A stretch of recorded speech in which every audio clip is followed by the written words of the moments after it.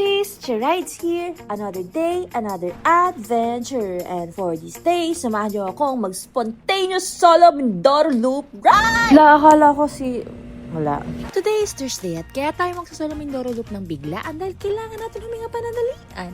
Kung hanggang kailan, bahala si Batman kaya iwanan natin siya. Dahil na maling akala lang pala tayo, yan, kinabahan ako ng bahagya. Tuloy-tuloy lang tayo sa kabaan ng Skyway. At back to our original program, ayun nga, tama, bigla ang solo Mindoro Loop ride to dahil bakit hindi? Base sa mapa, mukhang malapit lang naman ang Mindoro at sino ba namang mag-aangas na magtawid isa ng biglaan kundi ako lang! Si Chirides lang! Ito lang din naman yung kauna-unahang Roro or ferry ride ko ever at kasama ko pa talaga yung first na motorsiklo kong si Blaze. Quick history lang sa mga bago dito, naka Harley Davidson Nightster Special ako at kauna-unahang motor ko to.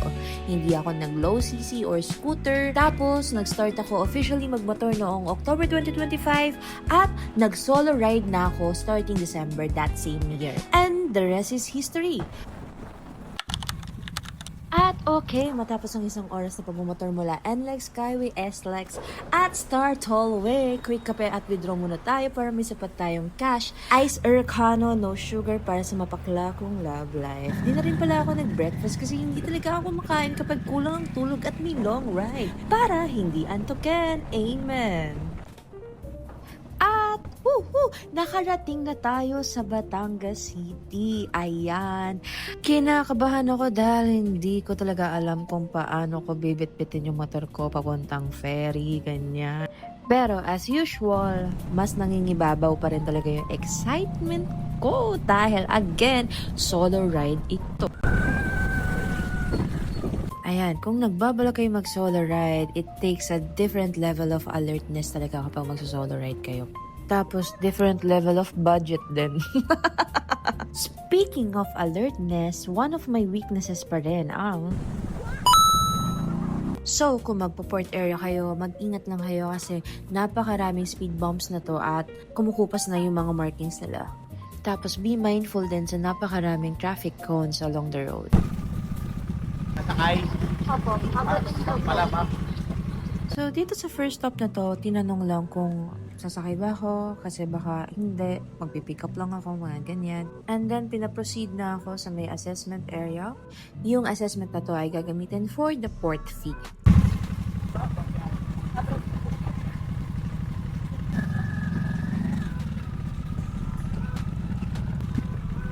Second stop, preparation for the payment na 65 pesos. Sobrang kinikilig ako dito dahil first time ko lang malaman yung mga pwedeng tawirang isla dito sa Batangas Port.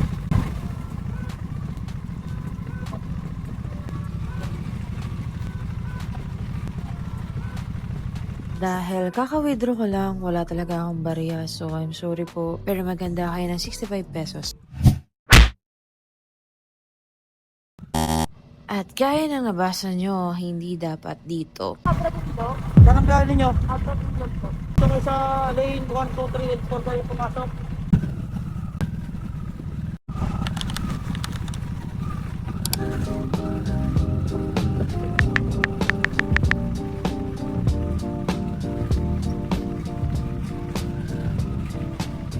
Medyo nanghina at kinabahan talaga ako doon sa time na yun. Baka mga restricted areas kasi yun. Bawal dito, bawal ganyan. So, nag-overthink malala lang ako. Pero syempre, kailangan talagang lakasan ng boses ni Kuya kasi naka-helmet kami. So, Kuya, naiintindihan kita. I can fix you. Chari! Kinuha na rin pala ni Kuya yung port fee ticket sa tabi niyon. At yung kanina nakapayong si ate, sa kanya ako nagbayad ng ticket around 1,500. Pinaproceed na rin ako doon sa pila ng mga sasampa sa Montenegro. Buti dito, sinundan ko yung mga lokal na umuwi kasi may sariling pila yung mga motor sa harap. Kaya, singit-singit lang kayo kung hindi. Masyado kayong matagal maghihintay na makasampa dahil pila to ng mga 4 wheels and up.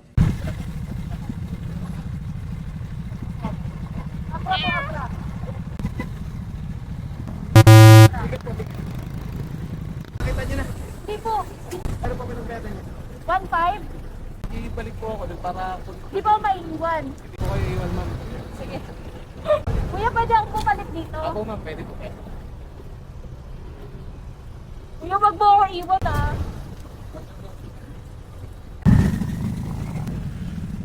balikan mo doon. Okay lang po. Thank you. Kuya! Saan lang yung ano, ticket ng barko? Kalma. Ano magkanta, napasada. Alam ko na kung nasaan. Ayan, masaya eh. Tama to? Ayan po, ayan na po. Ayan na. Alam mo kung saan nakalagay. Oo. Ayan lang yan. Maraming ganyan dito. Kaya organize your tickets dahil napakaraming papel mga inaabot-abot dito. Huwag papadala sa kalutangan. At baka ma-miss mo siya. Namimiss ka ba, Eme?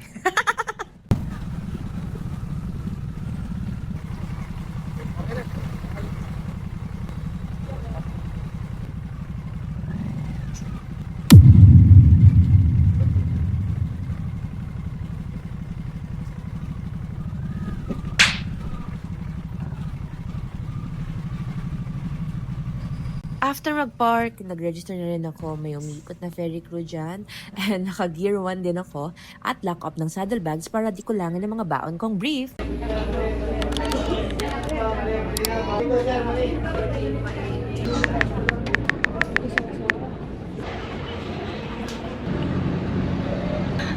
This is my first Roro with my bike. Gatorade muna tayo. Tangina pa masusuka ako. Oh my gosh. Mas mainam din na karoon tayo ng tulog, sapat na tulog.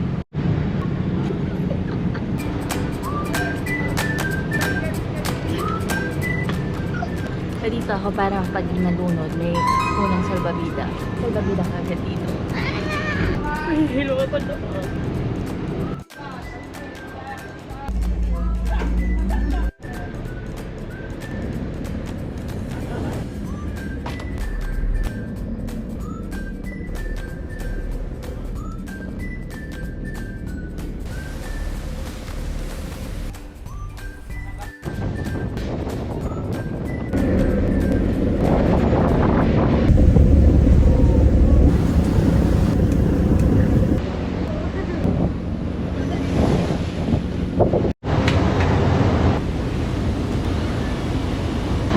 So, after humigit kumulang 3 oras sa barko, ipagsisiksikan ko pa rin pala yung sarili ko dito.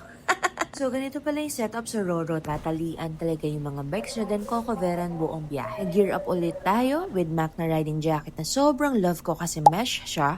So, hindi mainit tapos convertible pa as backpack. So, buong biyahe ko, gamit ko yan to secure my belongings. Padded din yung arms, so safe na safe for long rides ng mga biglaan. Dito ko napagtanto na dalawa nga talaga yung rampahan ng mga barkong Roro. Kaya roll on and roll off. Roll on sa barko mula sa likod na rampa, tapos magro-roll off sa harap na rampa ng walang crane na bumubuhat. Matapos akong bigyan ng ferry crew ng go signal, doon na ako umabante at tumawid sa daungan.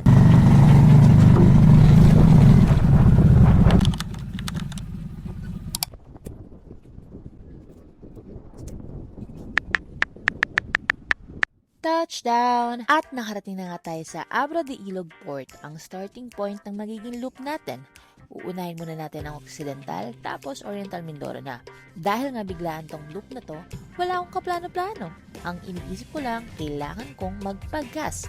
Although may isang biker brother ako na nakapunta na dito, ang suggestion nga rin talaga ay mag-start sa Abra de Ilog, tapos diretsuhin agad ang San Jose. Wala akong kaide-ideya. So, nagbasa na lang ako sa Google Maps at nakita kong okay din pala yung Sablay na puntahan. So, ito ang uunahin natin. Pero ngayon, magpapagas nga tayo. May nakita tayo dito sa kaliwa natin na sea oil. At mga kambing. Okay, sa total na halagang 729 pesos, meron tayong 8.5 liters, kulang-kulang 86 pesos per liter, para sa total range na 225 kilometers. Sabi ng Google Map, from Abra de Ilog to Sablayan Town proper, aabutin ng 125 kilometers. Having that said, may matitira pa sa pinagas ko. Pero depende na lang din yun kung babomba-bomba ako along the way at magsasayang ng gas, diba? Dahil sa kakaligaw. Gaya ng ina-expect ko, buti na lang din at nag-withdraw ako ng madami dahil mainly cash sila dito.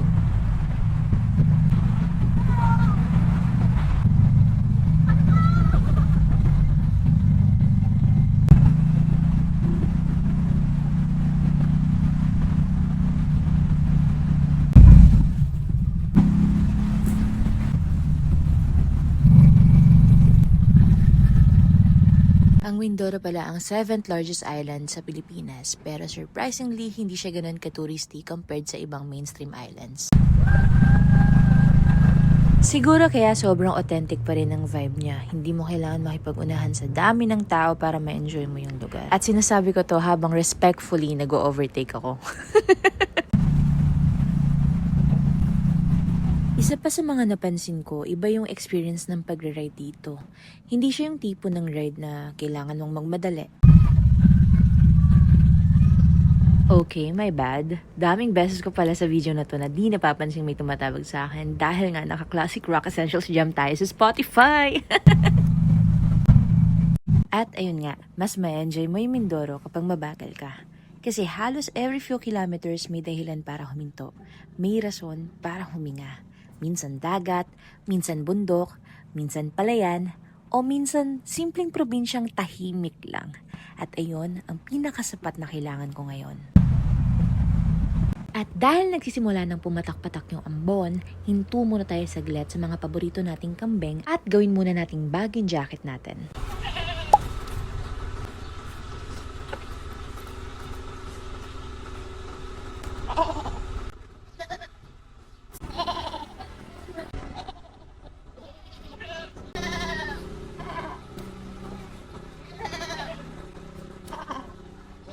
Matapos nating magpaalam sa mga kaibigan nating kambing, nasa Abra de Ilog pa rin tayo kaya tumuloy na ako agad. Gaya ng shinare ko kanina, naka-lock pa rin at fully secured ang saddlebags ko. Pero bigla na lang bumukas habang nasa biyahe. Hindi ko na feel or napansin, so tuloy-tuloy lang ako niyan.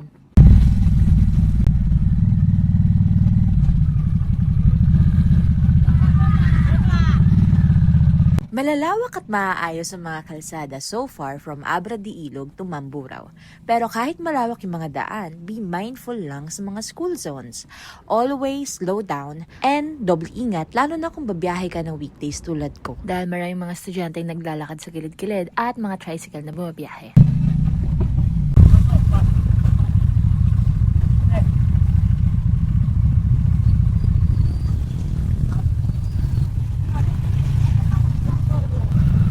Sobrang thankful talaga ako kay Kuya Jen kasi nga kahit naka-AC/DC playlist pa ako dyan, tinatawag niya ako para lang masara ko yung saddlebag ko. Ang weird lang kasi takang-taka talaga ako kasi nakalock yung saddlebag nung kinapa ko habang nakabukas pa. Yung Abra de Ilog pala ay literally mouth of the river. Dahil yung Abra ay Spanish word na ang ibig sabihin ay opening or mouth. Habang ang ilog ay, well, ilog. Uy, nakita niyo yun. Not to exaggerate, pero yung pabiyahe ako, mas madami pang trucks yung mga nakakasabay ko kaysa sa mga kapwa riders. At mabibilis tong mga trucks na to, so ingat talaga.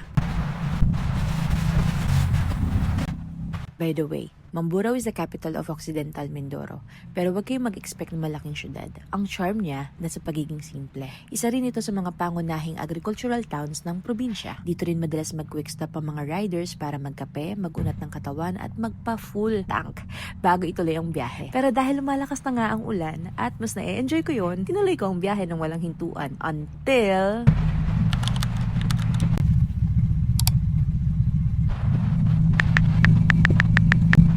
hindi ko talaga mapigil ang huminto. At honestly, hindi nabibigyan ng camera ko ng hustisya yung ganda ng lugar. Iba talaga kapag nandito ka mismo. Yung lamig ng hangin, yung katahimikan, tapos yung highway na parang diretso papunta sa bundok. Sobrang hindi makatotohanan, promise. Personally, ito yung klase ng experience na pinagpapasalamatan ko at natutuwa akong magmotor. Parang bawat liko, bagong postcard yung bubungad sa'yo.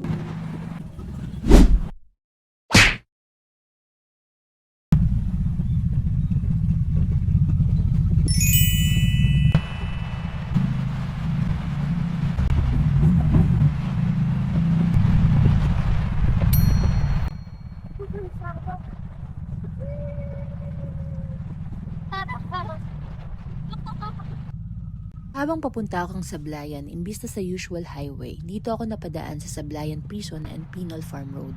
Ito ay isang open penal farm at isa sa mga pinakamalalaking correctional facilities sa Pilipinas pagdating sa lawak ng lupa, kung saan bahagi ng rehabilitation ng mga persons deprived of liberty ang iba't ibang livelihood programs. Hihinto sana ako sa souvenir shop nila kaso sarado na nung pumunta ako kasi mahigit alas 5 na nito. Ang dinaanan ko pala ay hindi lang basta highway. Isa itong lugar na may malalim na kwento tungkol sa rehabilitation, second chances, at kasabay nito, isa rin sa mga pinaka-relaxing riding roads na naranasan ko sa buong Mindoro Loop. Dahil isa sa mga pangarap kong gawin ang mag-glamping, habang nasa Roro, naghanap ako ng pwedeng mapagstayan sa Sablayan at last minute sumagot din sila sa Facebook kaya dito na ako tutuloy.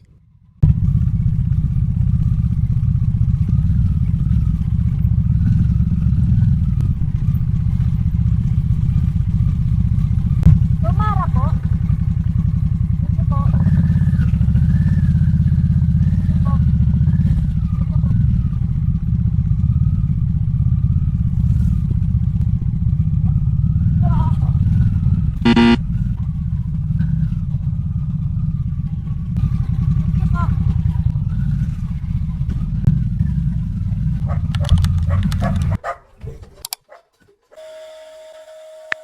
Ang ganda. Okay. So, nakarating na tayo dito sa Dombara. So, mas makikita niyo siya ng mas maganda tomorrow. Ako lang tao. Ayan.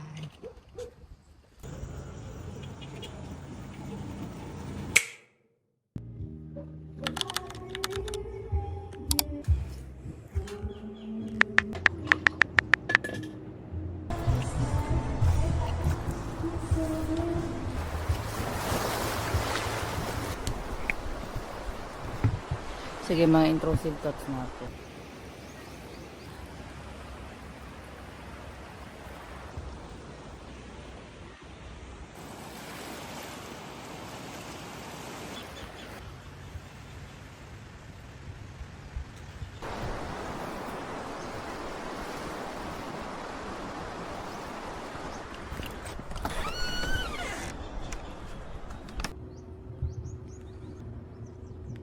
Ang gulo pa rin talaga ng buhok ko. Turn natin mag-muni-muni sa dagat. Ito pala yung aking glamping. Diba ang ganda? Kahapon lang, medyo umulan kasi. So, hindi ko nakita yung mga stars. Pero okay lang. Maraming kalat lang. Magandang experience actually. Tahimik. As may sarili kang pool doon, tapos meron kang table. Sobrang bait ng mga nag-aasikaso. Bathroom. May grill pa rin. Tapos may free parking pa. Well, papunta ka talaga sa beach. Expect mo na medyo rough road talaga yung dadaanan. Pero hindi naman yung sobrang parang ganon. Paano lang? Ganon lang. So, ngayon, since wala naman talaga akong plano, hindi ko alam. Kasi gusto ko rin talaga masulit to. So, I don't want na magmamadali rin ako. So, brunch actually. Punta na sa San Jose. Yung mga pwede talaga pang solo. Kasi, kapag may kasama ako, okay lang sa akin to. Actually, beyond my expectation pa nga to eh. Itutuloy-tuloy ko lang tong ganito kasi I always wanted to do this. Itong glamping and all. So, alam mo, kausap lang yung nanay. Hindi pa rin talaga marunong mag-vlog. Masaya ako dahil humaba na tong selfie stick ko. Naka-tai chi ako. Sa loob, tai chi underpants para hindi ganun ka init. Water resistant. Leg bag. Diction. Tapos naka-Dainese tayo na gloves. Blackjack. Of course, LS2. Bango. Balaklava. Bango talaga nito. Ewan ko bakit. Lagi mabango to kapag ginagamit ko. Yun lang. Bye-bye. Sige po.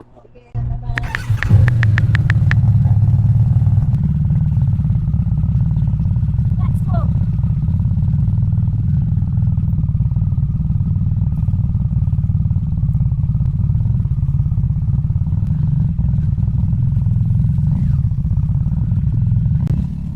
Sinulit ko talaga yung pagstay ko dito sa glamping resort sa Santa Lucia. Kaya dito pa lang ako magsisimulang mag-ikot-ikot sa Sablayan. Pero maghanap muna tayo ng gas station dahil naglagalag tayo kinagabihan.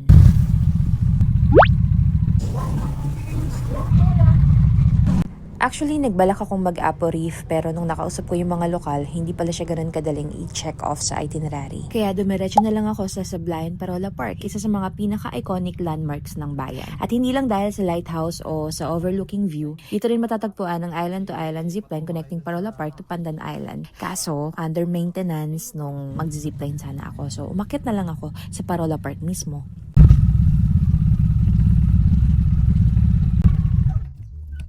Madaming nagpaalala sa akin dito na mag-ingat or better wag na lang dalhin yung Harley ko sa taas kasi matarik yung kurbada at marami nang nasemplang. Pero dahil makulit tayo, tinuloy ko para saan pat nag-ride academy tayo.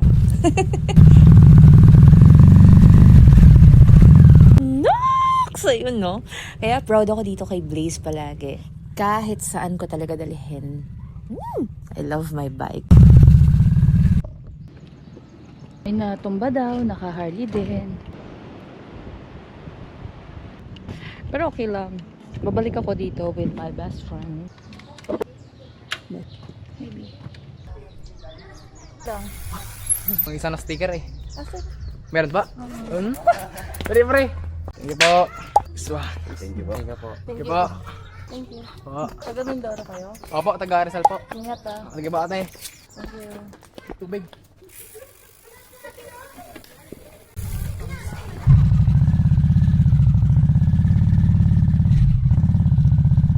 Okay, isa sa mga na-observe ko dito so far, naturally maalaga, masayahin at ang lalambing kausap ng mga Mindoreños. Mapababae o lalaki across ages. Tulad ni Kuya na chinek talaga ako kung okay ako hanggang pagbaba.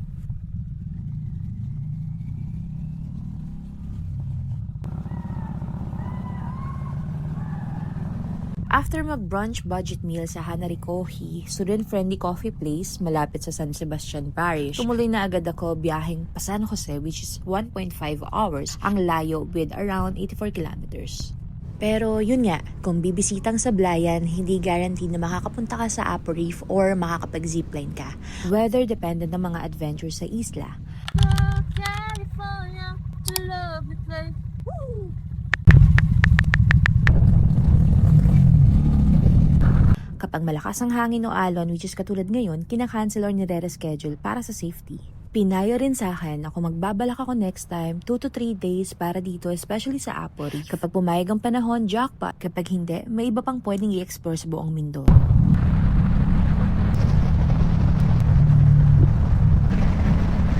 Habang pupunta ng San Jose, napansin kong sobrang diverse ng landscape ng Occidental Mindoro.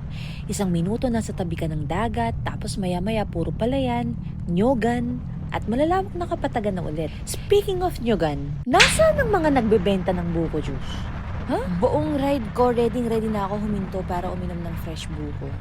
Ang dami ko nakikitang puno ng nyog sa paligid pero surprisingly, ang hirap makahanap ng roadside buko stand. As in, wala talaga, promise. As someone na mahilig sa coconut, nakakalungkot. Anyway, mahaba-haba pa naman tong loop at di tayo susuko hanggang may mahanap tayong buko juice.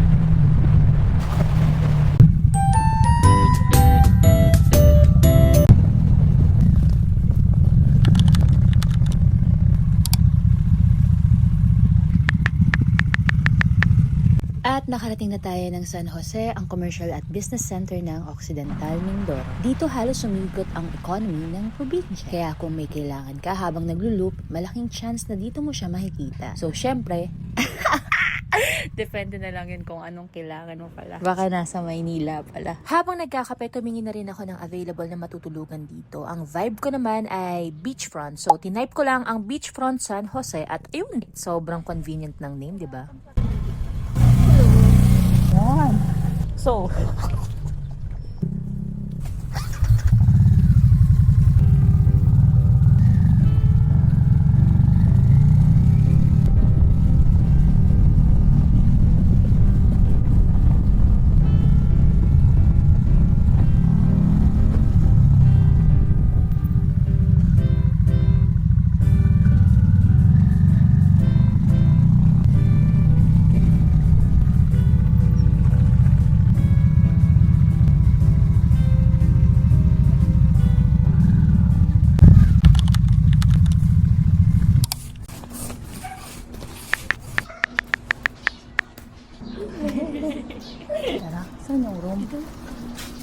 Okay lang, wag na. Thank you. What the fuck?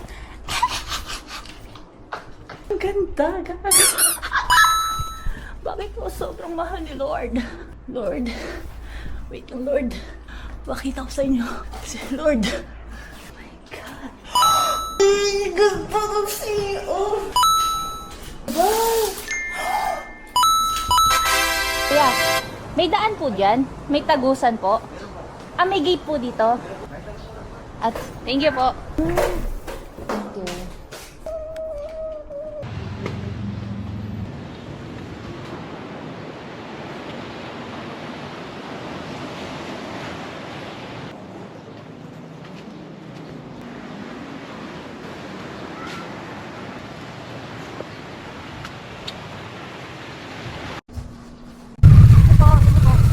Kahit sobrang satisfied ako sa pinagsistayan ko, balik na tayo ng Baywalk na paboritong tambayan ng mga lokal. Napansin kong sobrang laid back ng vibes doon.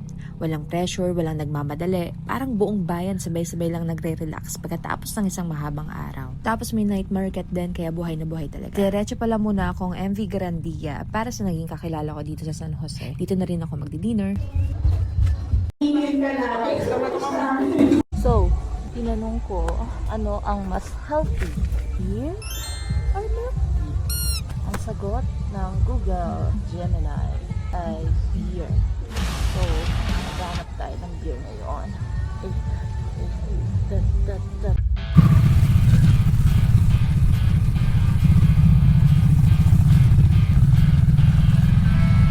At dahil medyo shy type pa rin tayo, hindi ako pumasok sa spotlights dahil sa letter Z.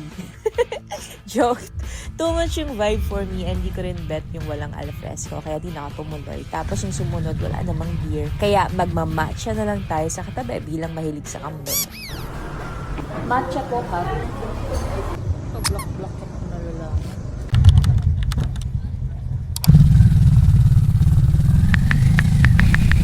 Siguro yung isa sa mga paborito kong bagay sa Occidental Mindoro, hindi siya yung tipong kailangan mong gumastos para ma-enjoy. Minsan sapat na yung malamig na hangin, tunog ng alon, at isang tahimik na sunset habang nakaparada lang yung motor mo sa tabi. Hanggang gumabi. Ito rin yung reminder na hindi lahat ng magandang destination kailangan maging ingrande. Minsan ang pinakamagandang reward pagkatapos ng mahabang ride or biyahe ay ang simpleng maupo, huminga, at ma-realize mo kung gaano nakalayo ang narating mo. At kung naging masaya ka ba sa buong biyahe mo kahit mag-isa ka.